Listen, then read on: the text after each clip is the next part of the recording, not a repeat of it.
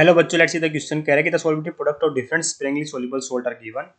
Formula type given है बेटा, सॉल्वेटिव product हमसे पूछा जा रहा है। देखिए बेटा, ए बी है मेरा, कैसे डिसोसिएट होता है? ये डिसोसिएट होता है मेरा ए पॉजिटिव और बी नेगेटिव आयन की फॉर्म में। ठीक है, ए टू बी है, ये कैसे डिसोसिएट होता है बेटा मेरा?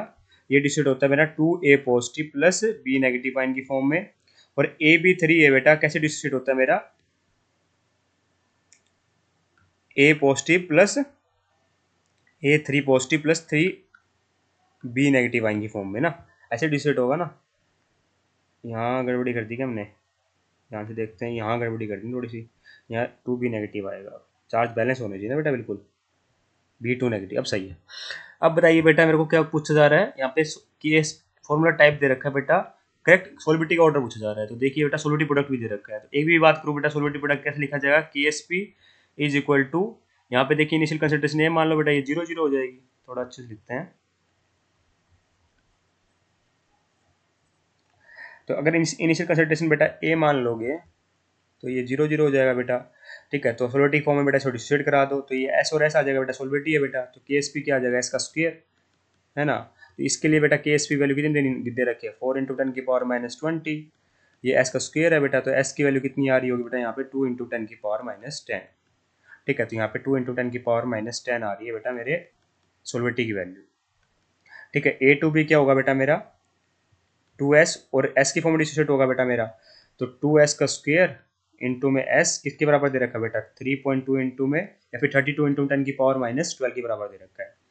तो ये आ जाएगा 4s cube is equal to 32 into 10⁻12 हो जाएगा। कैसे लिखा बेटा मैंने ये?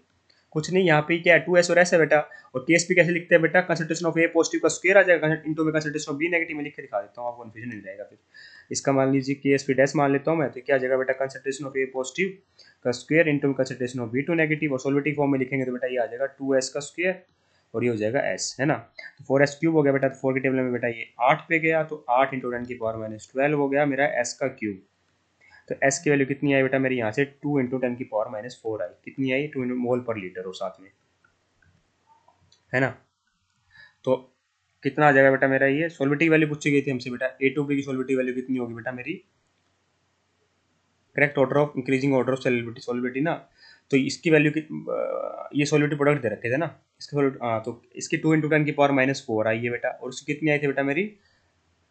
लिख लेता हूँ बेटा यहाँ पे, 2 इंटू में 10⁻4। तो 2 और 1 में ज़्यादा बड़ी किसकी बेटा? ये 10⁻10 था, तो 2 की बड़ी है बेटा, है ना अभी तक तो।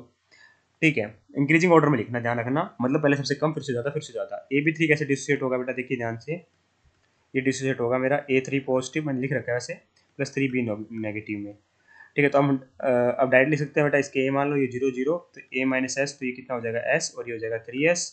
तो इसकी केस की वैल्यू कितनी गिवन है बेटा? 27 इंटू 10⁻32 गिवन है ना। ये मैं इसको ऐसे लिख सकता हूँ ना, 10 से डिवाइड करके ऐसे दिखा सकता हूँ, 2.7 इंटू 10⁻31 को 27 इंटू 10⁻32 भी दिखा सकता हूँ। तो ये हो जाएगा बेटा एस, और ये हो जाएगा 3s का क्यूब, है ना। तो ये आ जाएगा 27 into 10⁻32 is equal to 27 s की पावर 4। ये कट गया बेटा राइट। तो s की वैल्यू आई 10⁻8 मोल पर लीटर।